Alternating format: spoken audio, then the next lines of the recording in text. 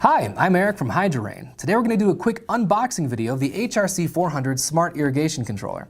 Now this is the newest version of the HRC 400. It has an upgraded Bluetooth chip, and it can also act as a Wi-Fi hub for all your other B-hyve devices. Now it comes in 8-station and 16-station. You just have to find a sticker on the top that will tell you which one you have. So let's go ahead and open this up.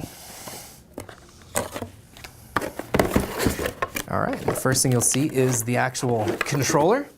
Now this controller comes with a pre-wired pigtail, already wired up for you.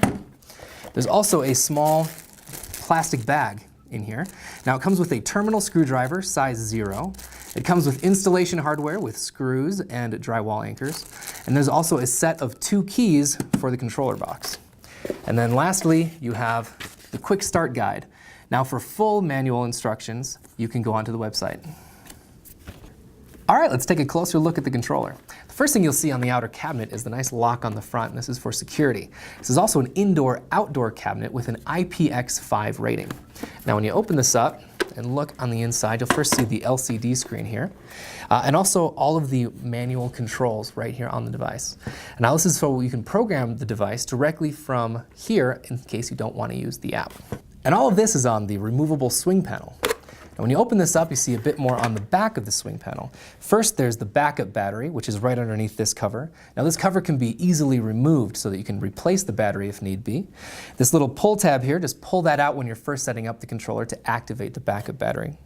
There's a reset button in case you need to go back to factory reset. And then the Mac ID, which allows you to uniquely identify the device on your network. Now, inside the cabinet, you have a 1-amp controller, and then all of your wiring terminals. We've got the 24 VAC, we've got the sensor terminal, COM, pump, and then all 16 of your zone terminals. There's also a little zone indicator card where you can label your zones and stick it right there on the front of your cabinet for handy reference.